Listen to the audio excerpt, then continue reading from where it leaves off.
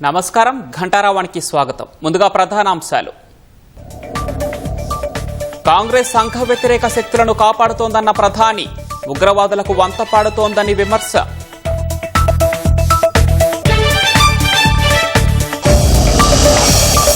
నేపాల్ తాత్కాలిక ప్రధానిగా జస్టిస్ సుశీలా కార్కి బాధ్యతలు, ఆందోళనల్లో చనిపోయిన వారిని అమరవీరులుగా గుర్తిస్తామని ప్రకటన. హైదరాబాద్ బ్రాండ్ పెంచేలా ప్రభుత్వం పనిచేస్తోందన్న మంత్రులు, జనాభాకు తగ్గట్లుగా సదుపాయాలను మెరుగుపరుస్తున్నట్లు వివరణ.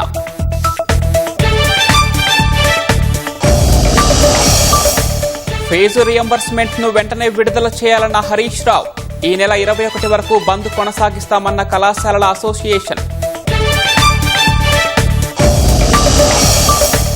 బోయిన్పల్లి అల్ఫ్రాజోలం కేసులో పోలీసుల దర్యాప్తు ముమ్మరం, ఎంతమంది ఉన్నారనే కోణంలో ఆరా, మేధా స్కూల్ అనుమతుల రద్దు.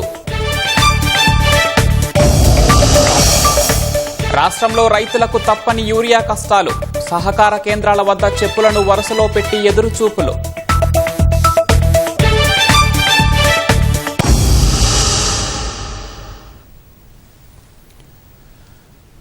చొరబాటుదారులు, సంఘ వ్యతిరేక శక్తులను కాంగ్రెస్ కాపాడుతోందని ప్రధాని నరేంద్ర మోదీ ఆరోపించారు. దేశ సైన్యానికి మద్దతుగా నిలవకుండా పాకిస్తాన్ పెంచి పోషిస్తున్న ఉగ్రవాదులకు వంతపాడుతోందని విమర్శించారు. ఈశాన్య రాష్ట్రాల పర్యటనలో భాగంగా ప్రధాని మోదీ అస్సాంలో 2వ రోజు పలు అభివృద్ది కార్యక్రమాలకు శంకుస్థాపనలు, ప్రారంభోత్సవాలు చేశారు. దరంగ్ జిల్లాలో మెడికల్ కళాశాల, ఆసుపత్రి, నర్సింగ్ కళాశాల, జీఎన్ఎం పాఠశాలలకు ప్రారంభోత్సవం చేశారు. 1200 కోట్లతో నరంగి, కురువా మధ్య చేపట్టనున్న 2.9 కిలోమీటర్ల వంతెనకు 4530 కోట్లతో కమ్రూప్, దరంగ్ జిల్లాలతో పాటు మేఘాలయలోని రిబోయ్ జిల్లాలను కలిపే 118.5 కిలోమీటర్ల రింగ్ రోడ్డుకు ప్రధాని శంకుస్థాపన చేశారు. అనంతరం దరంగ్ జిల్లాలో ఏర్పాటు చేసిన సభలో ప్రసంగించిన ప్రధాని మోదీ, దేశంలోకి చొరబాటుదారులను అనుమతించే ప్రసక్తే లేదని తేల్చి చెప్పారు. भाजपा की सरकार घुसपैठियों को देश के साधनों संसाधनों पर कब्जा नहीं करने देगी। भारत के किसानों, भारत के नौजवानों, हमारे आदिवासियों का हक हम किसी को नहीं छीनने देंगे।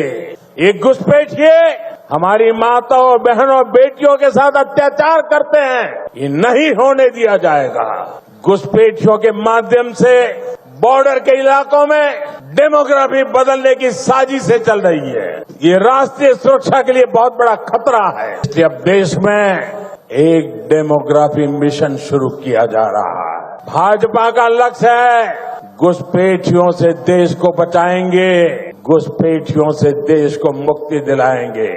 और मैं उन राजनेताओं को भी कहना चाहता हूं, आप जो चुनौती लेकर के मैदान में आए ना, बस सुना तान करके उस चुनौती को स्वीकार करता हूं। और लिख लो, मैं देखता हूं घुसपैठियों को बचाने में तुम कितनी ताकत लगाते हो और घुसपैठियों को हटाने में हम कैसे अपना जीवन लगा देते हैं। हो जाए मुकाबला। घुसपैठियों को बचाने के लिए निकले हुए लोगों को भुगतना पड़ेगा। मेरे शब्द सुन के रखो, ये देश उनको माफ नहीं करेगा। బీమా రంగంలో 100% విదేశీ ప్రత్యక్ష పెట్టుబడులు, ఎఫ్డీఐలను అనుమతించే చట్ట సవరణ బిల్లును శీతాకాల పార్లమెంటు సమావేశాల్లో ప్రవేశపెట్టనున్నట్లు కేంద్ర ఆర్థిక మంత్రి నిర్మలా సీతారామన్ తెలిపారు. బీమా రంగంలోకి మరిన్ని సంస్థలను తీసుకురావడంతో పాటు మరిన్ని ఉద్యోగాల సృష్టికి ఈ నిర్ణయం దోహదం చేస్తుందన్నారు.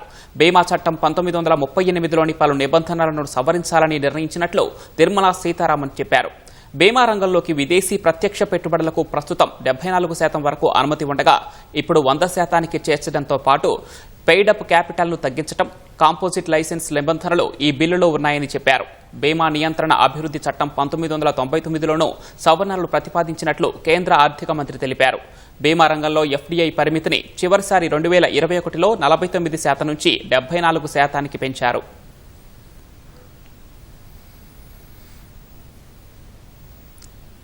కాంగ్రెస్ అగ్రనేత రాహుల్ గాంధీ చేస్తున్న ఓటు చోరీ ఆరోపణలపై ఎన్నికల సంఘం దర్యాప్తు చేస్తే బాగుండేదని మాజీ ఎన్నికల ప్రధాన కమిషనర్ ఎస్వై ఖురేషి అన్నారు. రాహుల్పై అభ్యంతర భాషతో విరుచుకుపడే బదులుగా ఆయన ఆరోపణలను పరిగణలోనికి తీసుకోవాల్సి ఉండాల్సిందని అభిప్రాయపడ్డారు. బీహార్లో ఓటరు జాబితా సవరణ చేపట్టిన తీరును తప్పుపట్టిన ఖురేషీ ఈసీ తేనెతెట్టెలో చేయి పెట్టిందని, ఈ చర్య దాని విశ్వసనీయతను దెబ్బతీస్తుందని వివరించారు. తన డెమోక్రసీ హార్ట్ల్యాండ్ పుస్తకాన్ని విడుదల చేసిన సందర్భంగా ప్రసంగించిన ఖురేషీ ఈసీపై ఆరోపణలు రావడం తనను బాధిస్తోందంటూ విచారం వ్యక్తం చేశారు.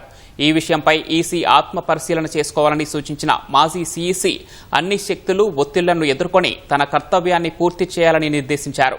ప్రజల విశ్వాసాన్ని, ప్రతిపక్షాల నమ్మకాన్ని ఎన్నికల సంఘం గెలుచుకోవాలన్న ఖురేషీ తాను సీఈసీగా ఉన్నప్పుడు విపక్షాలకు ఎక్కువ ప్రాధాన్యం ఇచ్చేవాడినని వివరించారు. విపక్ష నేతలు ఇప్పుడు కలిసేందుకు వచ్చిన అపాయింట్మెంట్ ఇవ్వాలని తన సిబ్బందికి సూచించేవాడినని వివరించారు.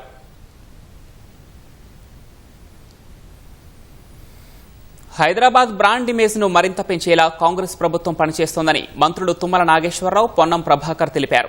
జూబ్లీహిల్స్ నియోజకవర్గంలోని జయప్రకాష్ ఇంజనీర్స్ కాలనీలో పర్యటించిన మంత్రులు స్థానిక సమస్యలను అడిగి తెలుసుకున్నారు. హైదరాబాద్లో రోడ్లు, డ్రైనేజీలు నిర్మించేందుకు నిధులు మంజూరు చేశామని, శంకుస్థాపనలు జరుగుతున్నాయని మంత్రి పొన్నం ప్రభాకర్ చెప్పారు. ప్రజలు వాటర్ హార్వెస్టింగ్ చేసి వర్షపు నీటిని ఒడిసి పట్టాలని మంత్రులు పిలుపునిచ్చారు. హైదరాబాద్ నగరాభివృద్ధి అజెండాగా సీఎం రేవంత్ రెడ్డి అడుగులు వేస్తున్నారని మంత్రి తుమ్మల తెలిపారు. పెరుగుతున్న జనాభాకు తగ్గట్లుగా మౌలిక సదుపాయాలను మెరుగుపరుస్తున్నట్లు వివరించారు. రేవంత్ రెడ్డి గారు మీరు చూస్తున్నారు, రూరల్ తెలంగాణ కంటే హైదరాబాద్ మీద ఎక్కువ ఫోకస్ ఉంది.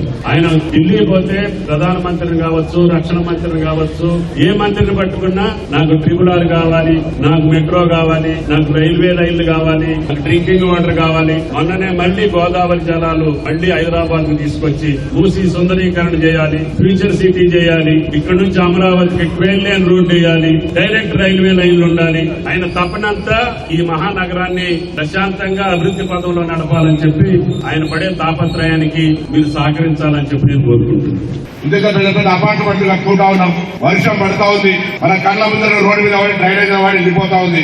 ఆ నీటిని నిల్వ చేసుకునే విధంగా మనం ఆ చర్య తీసుకోకపోతే ఎంత ప్రభుత్వాలున్నా మంచి ఎండాకాలంలో బోర్ డ్రై అయితే స్నానానికి, బట్టలకు, బాత్రూమ్ కు నీళ్లు లేక ఇబ్బంది పడి వాళ్ళ నీటి కొరత ఉంది, కట్టకట్ట ఉంది అనేటువంటి సమస్య వస్తుంది. మీకు మీరుగా స్వయంగా వాటర్ హార్వెస్టింగ్ ఏర్పాటు చేసుకోండి. ఈ నెల 17 నుంచి అక్టోబర్ 16 వరకు పోషణ మాసం మహోత్సవాన్ని నిర్వహించనున్నట్లు మహిళా శిశు సంక్షేమ శాఖ మంత్రి సీతక్క వెల్లడించారు. చిన్నారులు, మహిళల ఆరోగ్యం, పోషకాహారం మెరుగుపరిచే లక్ష్యంతో కేంద్ర సహకారంతో రాష్ట్ర ప్రభుత్వం ఈ మహోత్సవాన్ని నిర్వహిస్తోందన్నారు. ఆరోగ్యకరమైన ఆహారం తీసుకునేలా అంగన్వాడీ సిబ్బంది ద్వారా ప్రతి ఇంటికి పోషణ సందేశం చేరవేసేలా కార్యాచరణ సిద్దం చేసినట్లు పేర్కొన్నారు. రాష్ట్రంలోని ప్రజాప్రతినిధులకు లేఖలు పంపిన మంత్రి సీతక్క పోషణ మాసం మహోత్సవాన్ని విజయవంతంగా నిర్వహించేందుకు చురుకుగా పాల్గొనాలని కోరారు. ప్రతి ఇంటిలో పోషణపై చైతన్యం కల్పించడమే ఈ మాసం ప్రధాన ఉద్దేశమని సీతక్క వివరించారు. ప్రజల్లో అవగాహన కల్పించేందుకు ప్రత్యేక కార్యక్రమాలను చేపట్టేందుకు రాష్ట్ర ప్రభుత్వం తరపున ప్రతి ఎల్సీడీఎస్ ప్రాజెక్టుకు 30, ప్రతి జిల్లాకు 50,000 విడుదల చేసినట్లు, పోషణ మాసం కాలంలో ఆరోగ్య, కుటుంబ సంక్షేమ శాఖ ఆధ్వర్యంలో రాష్ట్ర వ్యాప్తంగా మెగా హెల్త్ క్యాంపులు నిర్వహించేలా చర్యలు చేపట్టినట్లు సీతక్క తెలిపారు. మేడారం జాతరపై చిల్లర రాజకీయాలు మానుకోవాలని మంత్రి సీతక్క సూచించారు. కొందరు స్వార్థం కోసం దుష్ప్రచారం చేస్తున్నారని మండిపడ్డారు. ములుగు జిల్లా మేడారంలో పర్యటించిన మంత్రి మహాజాతర అభివృద్ధి పనులను పరిశీలించారు. గద్దెలు మారుస్తున్నారని, తప్పుడు ప్రచారం చేస్తున్నారని ఆగ్రహం వ్యక్తం చేశారు. తుది డీపీఆర్ ఇంకా సిద్దం కాలేదని, ముఖ్యమంత్రి రేవంత్ రెడ్డి చర్చించాకే ఖరారు అవుతాయని సీతక్క స్పష్టం చేశారు. ఇంతవరకు వచ్చినటువంటి డీపీఆర్ ఏదైతే ప్లాన్ ఉందో అది కాదు. కానీ కొంతమంది ఇదే ఒకరోజు ఒక ఐడియా తోటి ట్రైబల్ డెవలప్మెంట్ అధికారులు, ట్రైబల్ డిపార్ట్మెంట్ వాళ్ళు, ఎండోమెంట్ వాళ్ళు ఒక మోడల్ చూపించారు. దాని తర్వాత రకరకాల మార్పులు, అదే విధంగా పూజారులను వాళ్ళ ముందు చూపించి వాళ్ళ ఆలోచనలు, బొట్టు, గోత్రాలు, మేము ఎవరిని పూజిస్తాం, ఏ గోత్రం ఎవరిని పూజిస్తాం, ఇవన్నీ కూడా తీసుకొని అద్భుతంగా రాబోతుంది. కాబట్టి అనవసరమైనటువంటి అసత్య ప్రచారాలు చేయొద్దు. ఆదివాసీల మనోభావాలు దెబ్బతీసే విధంగా కొంతమంది దుష్ప్రచారాలు చేస్తున్నారు. మహారాష్ట్ర, కర్ణాటక స్ఫూర్తితో తెలంగాణ విమోచన దినోత్సవాన్ని రాష్ట్రంలో ముందుకు తీసుకువెళ్లాలని గవర్నర్ నిష్ణుదేవ్ వర్మ సూచించారు. సికింద్రాబాద్ పరేడ్ మైదానంలో తెలంగాణ విమోచన దినోత్సవానికి సంబంధించి ప్రత్యేక ఫోటో ప్రదర్శనను గవర్నర్ ప్రారంభించారు. కార్యక్రమంలో కేంద్ర మంత్రి కిషన్ రెడ్డి, బీజేపీ రాష్ట్ర అధ్యక్షుడు రామచంద్రరావు, ఎంపీ ఈటెల రాజేందర్ పాల్గొన్నారు. దేశాన్ని ఐక్యంగా ఉంచేందుకు సర్దార్ వల్లభాయ్ పటేల్ సేవలు మరువలేనివని గవర్నర్ పేర్కొన్నారు. రాష్ట్ర ప్రభుత్వం కలిసి వచ్చినా రాకున్నా కేంద్ర ప్రభుత్వం ఆధ్వర్యంలో విమోచన దినోత్సవాన్ని నిర్వహిస్తామని కేంద్ర మంత్రి కిషన్ రెడ్డి స్పష్టం చేశారు. 2023లో కేంద్ర హోంశాఖ మంత్రి అమిత్ షా వచ్చారని, ఈ ఏడాది సెప్టెంబర్ 17న రక్షణ మంత్రి రాజ్నాథ్ సింగ్ వస్తారని కిషన్ రెడ్డి చెప్పారు. In action, dignity and freedom, this was Patel's gift to the nation. Today, as we celebrate Hyderabad Liberation Day, let us remember the martyrs and salute the unsung heroes who gave their all. Despite the tyranny of Razakars, the resolve of Hyderabad's people was unshakable. They fought, they suffered, but they triumphed. It is our sacred duty to honor their memory and pass on their story to generations to come. Maharashtra and Karnataka have long celebrated September 17th as Liberation Day. Telangana too must proudly carry forward this commemorative torch. ప్రజలందరికీ విజ్ఞప్తి చేస్తా ఉన్నాను. రేపందరూ కూడా అన్ని గ్రామాలలో జాతీయ పతాకాన్ని ఆవిష్కరించి ఈ యొక్క హైదరాబాద్ విమోచన ఉత్సవాలను గ్రామాన్ని నిర్వహించాల్సిందిగా మనవి చేస్తా ఉన్నాను. రజాకార్ల వారసత్వంగా వస్తున్నటువంటి మజ్లిస్ పార్టీకి భయపడి 70 సంవత్సరాలు మా స్వాతంత్ర చరిత్రను మా ప్రజలకు తెలియకుండా మాకు తెలియకుండా తొక్కి పెట్టారు. ఈ రోజు కొన్ని రాజకీయ పార్టీలు, అది కాంగ్రెస్ పార్టీ గాని బీఆర్ఎస్ పార్టీ గాని, మజ్లిస్ పార్టీ పేరు చెప్తే పాయింట్లు నడుస్తాయి వాళ్లకు. మరి అటువంటి పరిస్థితుల్లో దుర్మార్గపు రాజకీయాలు, ఓటు బ్యాంకు రాజకీయాలు, కుహాన లౌకిక విధం రాజకీయాలు ఈ రాష్ట్రంలో కూడా ఉన్నాయి. బోధనా రుసుము బకాయిలు చెల్లించాలని కోరుతూ రాష్ట్రంలోని ప్రైవేటు డిగ్రీ కళాశాలల యాజమాన్యాలు ఆందోళన బాట పడుతున్నాయి. సోమవారం నుంచి బంద్ ప్రకటిస్తున్నామని federation of associations of Telangana higher institutions ప్రకటించింది. హైదరాబాద్లో 760 కళాశాల యాజమాన్యాలకు చెందిన ప్రతినిధులు సమావేశమై కీలక నిర్ణయం తీసుకున్నారు. సెప్టెంబర్ 21 లోపు కళాశాలలకు బకాయిలు చెల్లించకపోతే సెప్టెంబర్ 24 నుంచి రాష్ట్ర వ్యాప్తంగా నిరవధిక సమ్మెకు దిగుతామని పిలుపునిచ్చారు. సెప్టెంబర్ 15 నుంచి అన్ని ప్రైవేట్ కాలేజీలు మూతపడతాయని, సమ్మె ఎప్పుడు ముగుస్తుందనేది ప్రభుత్వ నిర్ణయంపైనే ఆధారపడి ఉంటుందని తెలిపారు. జనరల్ బాడీ మీటింగ్ లో యునానిమస్ గా ఏం రిజల్యూషన్ తీసుకున్నారంటే రేపటి నుంచి కళాశాలలు నిరవధికంగా మూసివేయాలని చెప్పేసి నిర్ణయించుకున్నారు. కళాశాలలలో అటెండర్ ఉండడు, స్వీపర్ ఉండడు, ఫ్యాకల్టీ ఉండరు, స్టూడెంట్స్ ఉండరు, మేనేజ్మెంట్స్ కూడా ఉండరు, తాళాలే ఉంటాయి. మా మొట్టమొదటి డిమాండ్ సెప్టెంబర్ 21 లోపల, అంటే నవరాత్రులు స్టార్ట్ అయ్యే లోపల 1800 కోట్ల వరకు బకాయిలు ఉన్నాయి, టోకెన్స్ ఇష్యూ చేసినాయి అని చెప్పేసి మా అందరం కూడా అనుకుంటున్నాము. బకాయిలు ఎంత ఉన్నాయో అంత 1500 నుంచి 1800 కోట్ల రూపాయల బకాయిలు ఎంత ఉంటే అంత రిలీజ్ చేయాలి. అది ప్రభుత్వం 1 ఇయర్ బ్యాక్ టోకెన్స్ ఇచ్చింది. ప్రభుత్వం టోకెన్స్ ఇచ్చినాక కూడా ప్రభుత్వం కనుక డబ్బులు ఇవ్వకపోతే ప్రభుత్వానికి అవమానకరం. కాబట్టి మేము ప్రామిస్ చేసి మీ ట్రెజరీ నుంచి ఎప్పుడైతే టోకెన్స్ ఇష్యూ అయ్యాయో ఆ టోకెన్స్ ఇష్యూ అయిన అమౌంట్ ను సెప్టెంబర్ 21 లోపల ఇవ్వాలి అని చెప్పేసి ప్రభుత్వానికి మేము విన్నవిస్తున్నాము చేతులు జోడించి. ఇతరత్ర ఏం ఇష్యూస్ ఉన్నా కూడా కళాశాలలు ప్రభుత్వానికి సహకరిస్తాయి. కొంతమంది మేము మంత్రులుగా కలిసినప్పుడు పాత బకాయిలకు మాకేం సంబంధం అనేటువంటి ధోరణి ఏదైతే చెప్పారో దానివల్ల కళాశాలలు, విద్యార్థులు, ఫ్యాకల్టీ అందరూ కూడా ఈరోజు చాలా డిమోరలైజ్ అయిపోయారు. కొన్ని సంవత్సరాలుగా ఇవ్వని ఫీ రీయింబర్స్మెంట్ ను వెంటనే విడుదల చేయాలనే ముఖ్య ఉద్దేశంతో ఈ యొక్క సమావేశం నిర్వహించడం జరిగింది. రేపు బంద్ తర్వాత ఏదో యూనివర్సిటీలో ఏదో కోర్సుకు పరీక్షలున్నాయి, మరి అవి ఏం చేద్దామని అంటున్నారు. అందరికీ ఒకటే విన్నపం, రేపటి నుంచి మళ్ళీ మేమందరం సమావేశపరిచి మేమందరం నిర్ణయం తీసుకునే వరకు కళాశాలలు బంద్ పాటిస్తాము.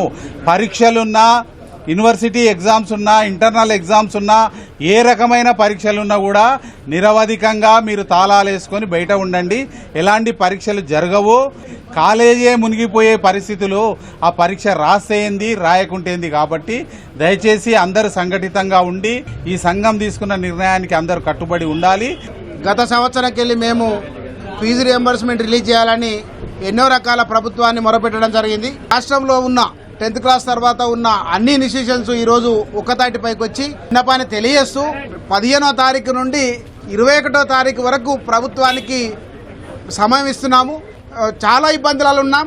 లాస్ట్ ఇయర్ దసరాకే స్టాఫ్కు జీతాలు ఇవ్వలేక దసరా పండుగ చక్కగా జరుపుకోకుండా ఉన్నాము. ఈ దసరా వస్తుంది కాబట్టి ఈ దసరా జరుపుకునే విధంగా చేయాలని ప్రభుత్వాన్ని వివిధ రకాలుగా కోరడం జరిగింది. ప్రభుత్వం బకాయి ఉన్న ఫీజు రియంబర్స్మెంట్ నిధులను వెంటనే విడుదల చేయాలని మాజీ మంత్రి హరీష్ రావు డిమాండ్ చేశారు. విద్యా సంస్థల యాజమాన్యాలు 2 ఏళ్లుగా ఫీజు రియంబర్స్మెంట్ నిధుల కోసం తిరుగుతున్నా రేవంత్ సర్కార్ మొద్దు నిద్ర వేడటం లేదని మండిపడ్డారు. ప్రభుత్వ నిర్లక్ష్యంతో రాష్ట్రంలో ఉన్నత విద్యా సంస్థలు మూతపడే పరిస్థితి వచ్చిందని ఆరోపించారు. దాదాపు 13 లక్షల మంది విద్యార్థుల జీవితాలు అగమ్యగోచరంగా మారుతాయని ధ్వజమెత్తారు. విద్యా సంస్థలు బంద్ ప్రకటించినా విద్యాశాఖ తన వద్దే పెట్టుకున్న సీఎం రేవంత్ స్పందించడం లేదని హరీష్ రావు ఆక్షేపించారు. డ్రగ్స్ ముఠాలపై వివిధ ప్రభుత్వ విభాగాలు ఉక్కుపాదం మోపాయి. రాష్ట్ర వ్యాప్తంగా జరిగిన ప్రత్యేక ఆపరేషన్లో ఈగిల్, జీఆర్పీ, ఆర్పీఎఫ్, స్థానిక పోలీసులు సంయుక్తంగా చేపట్టి ఆపరేషన్లో పలు జిల్లాల్లో డ్రగ్స్ రవాణా, నిల్వ, తయారీ కేంద్రాల గుట్టు రట్టు చేశారు. భారీగా గంజాయి, అల్ఫ్రాజోలం, నోర్డయాజిపామ్ స్వాధీనం చేసుకున్నారు. పలువురు నిందితులు అదుపులోకి తీసుకున్నారు. సికింద్రాబాద్ రైల్వే స్టేషన్లో ప్రత్యేక తనిఖీలు చేసి 4 డ్రగ్ పెడ్లర్లను అదుపులోకి తీసుకుని వారి నుంచి 91 కేజీల గంజాయిని స్వాధీనం చేసుకున్నారు. వరంగల్ కోనార్క్ ఎక్స్ప్రెస్ రైలులో పోలీసులు సోదాలు చేసి 3 నిందితులను అదుపులోకి తీసుకుని దాదాపు 8 లక్షల విలువైన 32 కేజీల గంజాయిని స్వాధీనం చేసుకున్నారు. ములుగు జిల్లా వాజేడు మండలంలో దాదాపు 7.5 లక్షల విలువైన 30 కేజీల గంజాయి స్వాధీనం చేసుకున్నారు. వరంగల్ ఐనవోలు పరిధిలో ఓ డ్రగ్ పెడ్లర్ నుంచి 53 లక్షల విలువైన 214 కేజీల గంజాయి పట్టుకున్నారు. సంగారెడ్డి జిల్లాలో ఓ ముఠా నుంచి 270 గ్రాముల అల్ఫ్రాజోలం, 7 కిలోల నోర్డయాజిపామ్ స్వాధీనం చేసుకున్నారు. విచారణ అనంతరం డ్రగ్ నెట్వర్క్ పై మరిన్ని వివరాలు వెలుగులోకి వచ్చే అవకాశం ఉందని పోలీసులు భావిస్తున్నారు.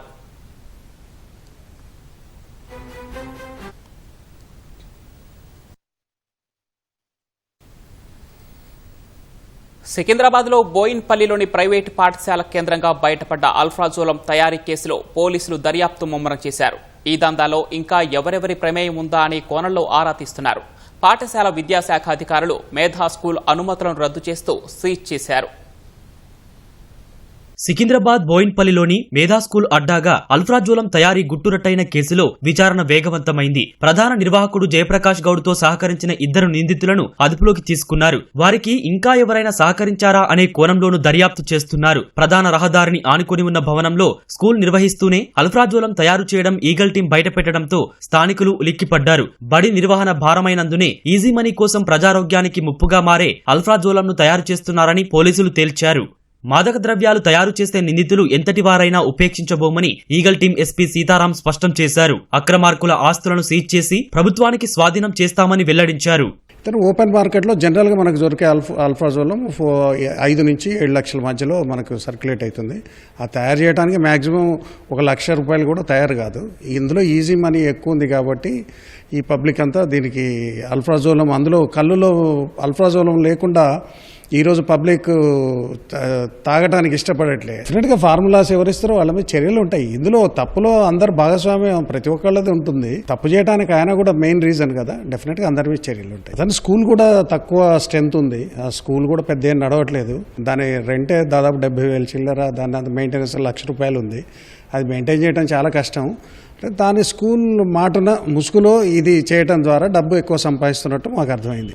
అంటే ఫస్టే ఇది జనం మధ్యలో ఉన్న ప్లేస్ కాబట్టి స్మెల్ వచ్చే కెమికల్స్ ఇందులో వాడలేదు. ప్రజెంట్ మేమైతే అక్కడ ఒక 21 లక్ష సీజ్ చేయడం జరిగింది. అక్రమ సంపాదన ఎంత సంపాదించాడో ఈ డ్రగ్స్ ద్వారా అదంతా కూడా గవర్నమెంట్కు జప్తు చేయడం జరుగుతుంది. ఆస్తి మొత్తం కూడా గతంలో కూడా చేసాం.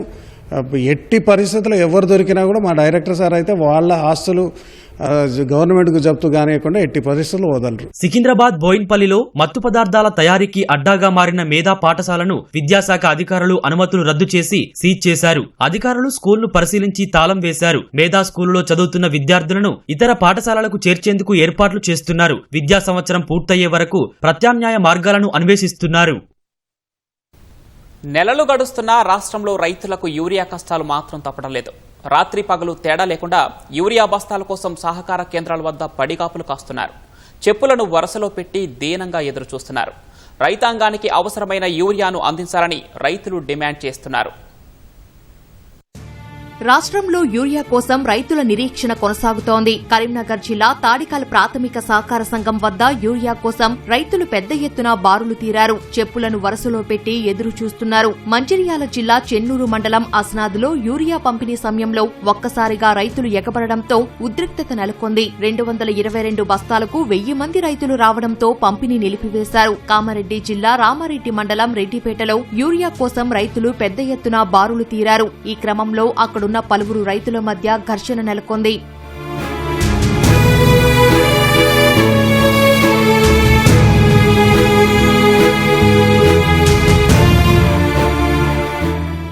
హనుమకొండ జిల్లా పరకాలలో తెల్లవారుజామునే షాపుల ఎదుట రైతులు క్యూలైన్లో వేచి చూశారు. ఒక్కొక్క రైతుకు ఒక బస్తా టోకెన్ మాత్రమే ఇస్తుండగా ప్రభుత్వం స్పందించి సరిపడా యూరియా అందించాలని కోరారు. కొరత కారణంగా మనోవేదనతో రైతు మల్లెల నరసయ్య పురుగుల మందు తాగి ఆత్మహత్యా యత్నానికి పాల్పడ్డ ఘటన మహబూబాబాద్ జిల్లా బూరుగు గుంపులో చోటు చేసుకుంది. గమనించిన కుటుంబ సభ్యులు ఆసుపత్రికి తరలించి చికిత్స అందించారు. గూడూరు మండలం జగన్నాయకులగూడెం జాతీయ రహదారిపై టోకెన్ల కోసం వెళ్తుండగా జరిగిన రోడ్డు ప్రమాదంలో రైతులు బానోత్ లాల్యా అక్కడికక్కడే మృతి చెందాడు. తీవ్రంగా గాయపడిన దారావత్ వీరన్నను ఖమ్మం ఆసుపత్రికి తరలిస్తుండగా మార్గమధ్యలో మృతి చెందాడు. దీంతో ఇరు కుటుంబాల్లో తీవ్ర విషాదం నెలకొంది. లేట్ అయితే ఆడబుద్ధికుండా పైసలు తీసుకుపోతాను ఆట తీసుకుపోతాను అదే పోతాను బుజ్జి అని అన్నాడు. అంతే మాట.